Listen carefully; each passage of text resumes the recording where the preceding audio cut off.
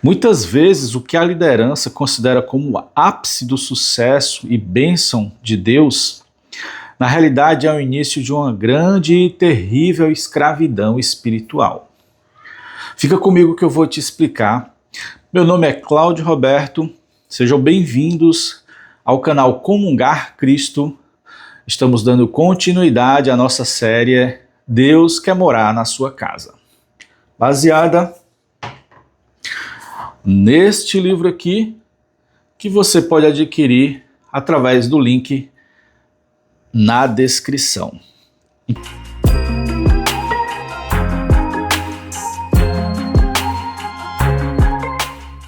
No capítulo 7 desse livro, nós vemos sobre o templo luxuoso de Salomão. Ouro, cedro, tudo que era precioso na terra estava incluído naquele templo. Na primeira vista parece o céu na terra, grande bênção de Deus. Mas se você já ouviu os vídeos anteriores, você entendeu que na realidade a monarquia não foi uma ordem original de Deus, mas uma concessão devido à dureza do coração. Mas a vontade original de Deus era Deus ser diretamente o rei deles, como era na época de Juízes. Em vez deles voltarem a ter Deus como o rei deles, eles quiseram ser iguais às nações. Mas o problema é que poder demais na mão de qualquer indivíduo corrompe. Sempre surge problemas. Sempre surge problemas de domínio e controle. Sempre vai surgir domínio e controle. O acúmulo de poder vai fazer com que o pecado individual daquele líder se torne pecado coletivo, levando ele, a família, as pessoas ao redor, até mesmo a nação, no caso de Davi e de Salomão. Davi decidiu criar um templo para Deus, igual as nações tinham um templo para seus deuses. Ele não aceitava aquela simples tenda feita com material simples. Ele tinha o seu grandioso palácio e não achava justo Deus morar numa tenda. E aí ele insistiu. Deus disse que não queria, Deus gostava era de viver nas tendas, nunca pediu para ter um templo, uma morada fixa. Logo, o nosso Deus onipresente. Mas ele insistiu e Deus até falou que faria dele uma casa e da descendência dele uma casa, pois nós é que somos a casa de Deus. Essa profecia do ser humano ser a casa de Deus foi falada várias vezes até se cumprir na pessoa de Jesus. A palavra em João diz que o Verbo tabernaculou entre nós, armou tenda entre nós. Agora existe algo muito chocante por trás da construção e da manutenção do grandioso templo de Salomão. O povo sofreu com muitos impostos e trabalhos forçados, sendo isso um cumprimento de uma profecia que Samuel tinha falado. Samuel tinha falado que o rei ia cobrar altos impostos, que o rei ia tomar a terra, o rei ia tomar as filhas, os jovens, para construir o Estado. Desde Nimrod, a Torre de Babel, Deus nunca gostou da organização humana, do governo humano, da criação do Estado. As nações queriam oprimir o povo, mas se você ver as histórias, Deus sempre livrou eles. Mas agora eles também queriam ter um Estado. E o que antes era uma opressão vinda de fora, agora passou a ser dentro da própria nação. O Estado, representado pela monarquia, oprimiu demais o povo de Israel. Quando terminou o templo, parecia que ali era uma grande bênção de Deus. Mas a realidade é que o povo estava esgotado. povo estava cansado, porque Salomão impôs impostos pesados, trabalhos forçados. Veja 1 Reis, capítulo 5, versículo 13. E o rei Salomão levantou um tributo de trabalho de todo Israel, e o tributo era de 30.000 homens. Ele saiu recolhendo mão de obra. Não se sabe se essa mão de obra era paga ou se não era paga. Provavelmente não era paga. 2 Reis 11, 27 diz assim, ó. E o rei Salomão levantou o Milo e fechou a brecha da cidade de Davi, seu pai. Outra construção. Nesse livro, no capítulo 7 desse livro, eu levanto todas essas questões para mostrar que a mente de Deus no Novo Testamento é a mesma mente de Deus no Velho Testamento. E os problemas que aparecem no Novo Testamento, eles apareceram no Velho. E Deus escreveu. Deus escreveu o que o povo quis, Deus escreveu o que ele queria, Deus escreveu que ele não queria aquilo. Deus, através dos homens, escreveu que a escolha deles não foi boa, porque não era a escolha original. E o que nós ganhamos com isso? Que a institucionalização hoje da igreja, o uso de grandes construções, o uso de modelos humanos, de governo humano na igreja, é a mesma coisa que rejeitar Deus, não deixar Deus ser o rei. Quando Salomão centrou a fé no templo, parecia algo bom e grande, como hoje nós achamos. Os grupos cristãos sonham em construir um grande local para reunir, um grande prédio, chamam até de templo erroneamente. E aquilo dali até motiva eles, até une eles e parece maravilhoso, mas está se distanciando do plano original de Deus. Quando Salomão morreu e o filho dele assumiu, o povo chegou até o filho dele e falou assim, ó, tá em 1 Reis 12:4. Teu pai agravou o nosso jugo. Agora, pois, alivia tu a dura servidão de teu pai e o peso do jugo que nos impôs, e nós te serviremos. Esse aqui era Roboão, que ficou no lugar do pai dele. E você pensa que Roboão diminuiu? Não, ele aumentou mais ainda. Ele falou até mais ou menos assim: olha, o meu dedo mindinho é maior do que a cintura do meu pai. Dizendo que ele ia ser mais duro e mais pesado. Você percebe o perigo? É muito pesado manter aquilo dali. E hoje acontece a mesma coisa, o mesmo erro. É preciso que os cristãos comecem a ler a Bíblia completa, não isoladamente, e ter suas próprias conclusões. A maioria dos cristãos religiosos que estão presos em religiões, quando eles leem a Bíblia, eles são libertos. Mas o problema do mundo, do sistema religioso, é exatamente a presença de hierarquia, de intermédios entre os cristãos e Deus.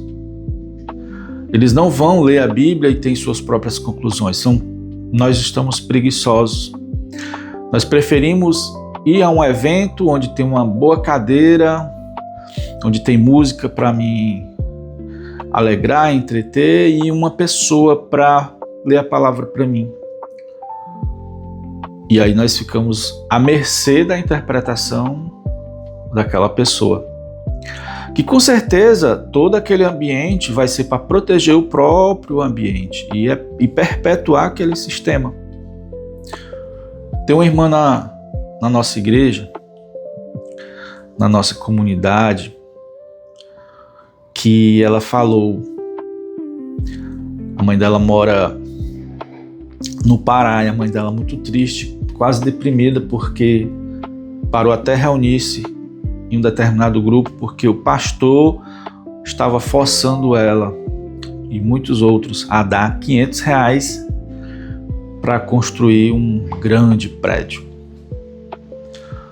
E foi muito opressor ele. Havia momentos que não parecia o reino de Deus. E isso acontece hoje. E as pessoas não percebem. O número de desigrejados é maior hoje do que o número de pentecostais. E em número 1 está as mega igrejas. Eu assisti um vídeo, o irmão dizia que nas megas igrejas gasta-se mais ou menos R$1.500 para manter um irmão. Porque é uma estrutura muito grande, tem que ter estacionamento, ar-condicionado, tem a iluminação, energia elétrica, água, tudo. Irmãos, isso aí não é igreja nem aqui e nem em Marte. Igreja é Cristo coletivo. Cristo coletivo, ele não queria nenhuma glória desse mundo. Ele se despojou de todas as glórias. Satanás ofereceu glória para ele nos 40 dias de tentações, ele não quis. Não foi por força nem por violência, foi tudo pelo Espírito. Ele até dizia para as pessoas não divulgar o que ele fez para Deus. Hoje as pessoas não estão fazendo mais para Deus. Elas estão fazendo para as câmeras, para o Instagram. Ela está fazendo para outras pessoas, não para Deus. Hoje tem uma preocupação tão grande com estética, com performance, com número, que perdeu-se a simplicidade de Cristo. Muitos dizem que o modelo dos primeiros 4 séculos, onde o primeiro século está ali registrado, né, na Bíblia, em Atos e nas cartas de Paulo, chamam de primitivo, igreja primitiva. Eu não gosto desse termo. Talvez outra época ele era bom, mas hoje não. Se alguém lhe chamar de primitivo, o que você sente? Primitivo é pejorativo. Na realidade, a primeira igreja, ela não surgiu como um modelo simples, diminuído, frágil e que o homem teria que desenvolver esse modelo até ele ficar grande. Não. Ali é o maior modelo, o modelo de Deus. Um modelo grandioso, cheio da glória de Deus. As pessoas estão no caminho errado e elas percebem que elas não alcançam aquele modelo por esse caminho, aí elas acabam desprezando aquele modelo. Não, aquilo ali nunca mais vai existir. Não, ali foi o povo que inventou esse negócio de dar o excedente, aquele terreno que você nem usa para poder suprir um irmão que está passando necessidade. E você foi o do povo. Não. É o grande modelo. Quando os cristãos voltarem a esse modelo, talvez Deus não queira nem todos os cristãos da terra, porque a Bíblia diz que vai aumentar tanto a iniquidade que o amor de quase todos esfriará. Ele está falando ali em Mateus. Mateus é um livro escrito para servo. Mas se ele vê alguma coisa que o alegre, ele diz: já tem fruto. Eu vou pegar minhas primícias. Um lugar onde os líderes não são peso, são servidores, não dominam através de posição ou de título, mas servem as pessoas e as pessoas ouvem eles e são guiadas por eles porque os admiram, os consideram. Um lugar onde O irmão que tem muito e excedente que ele nem usa, ele se compadece. Onde os líderes estão sempre sabendo quem está passando dificuldade. A Bíblia diz que nada era considerado, tudo era considerado coletivo, mais ou menos assim, eu estou parafraseando. E ninguém considerava nada, ninguém considerava nada propriamente seu, mais ou menos assim, eu estou parafraseando. E ninguém tinha necessidade. Por quê? Os irmãos davam as suas ofertas, seus dízimos. Aquela parte que ia para outra mão para administrar. E essa outra mão eram os líderes. É justo os líderes viver dessas ofertas e dízimos. Esses mesmos líderes são responsáveis por cuidar não só da vida espiritual, mas de várias esferas da vida dos irmãos. Está sempre apercebido de um irmão que está necessitando. Deus não quer que exista sempre necessitados na igreja, mas às vezes vai ocorrer que tem alguns necessitados na igreja, sim. E aqueles 90% que fica com o irmão, ele também considera de Deus, só que vai ficar sobre a administração dele. Por isso que tem esse versículo: ninguém considerava nada propriamente seu. Tudo era para Deus, tudo era para os irmãos. Existem alguns irmãos, eu falo em um capítulo desse livro, que eles abandonaram o sistema e vivem através de pequenos grupos, pequenas comunidades. E vivem muito bem, vivem tranquilo. Como eu falei em outros vídeos, Deus quer que nós tenhamos uma relação no mesmo patamar, no mesmo nível. Ele não gosta de plataformas altas, de altares, pessoas importantes mais do que as outras. Ele gosta de olho no olho, ele gosta de ombro a ombro. Se você for olhar direitinho, as reuniões da igreja eram encontros familiares. Às vezes é pesado, né, você ir para as várias reuniões, e às vezes quem organiza o evento até consegue nos distrair, mas às vezes é tão pesado, tão monótono. Agora eu lhe pergunto, uma reunião familiar em torno de uma mesa, com comida feita com amor, com conversa, nós falamos nossas vitórias e nossas derrotas, ouvimos os outros falando suas vitórias e suas derrotas, e nos alegramos e oramos uns pelos outros e cantamos hinos juntos. Isso aí enjoa? Isso aí não enjoa, pessoal. Era essa a vida da igreja. Uma cidade como Jerusalém tinha centenas de partir do pão, centenas de mesas.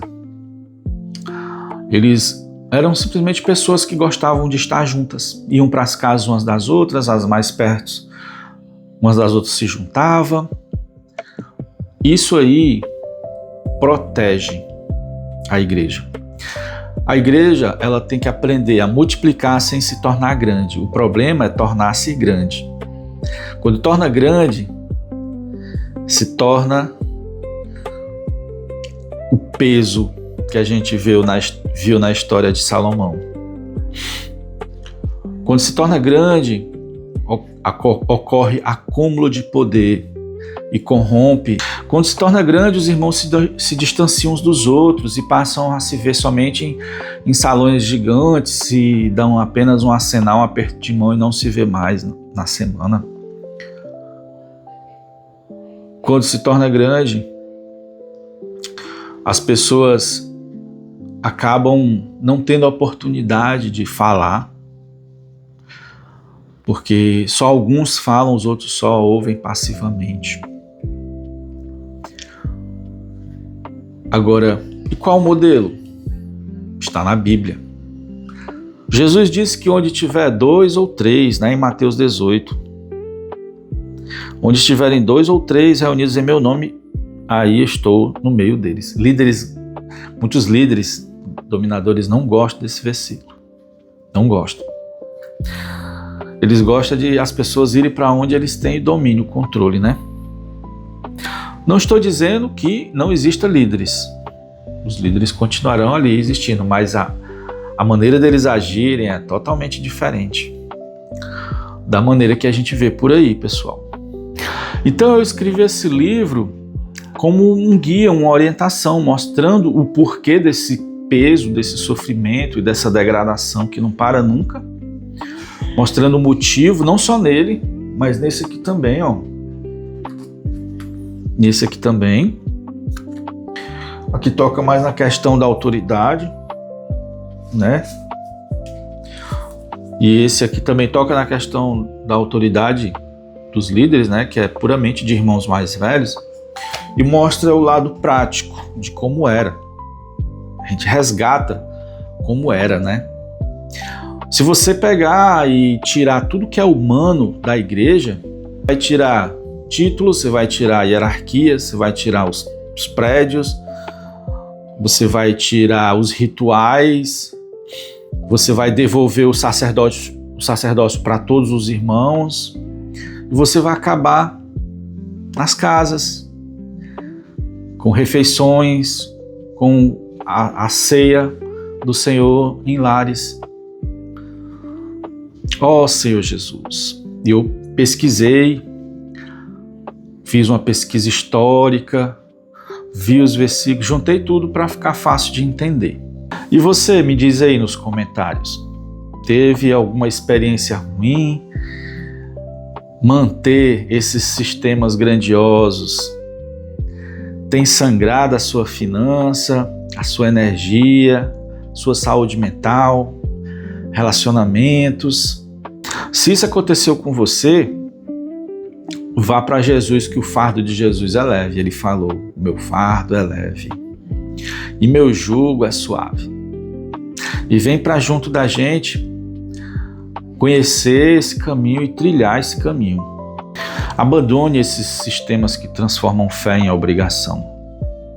Fé é alegria, prazer, é satisfação.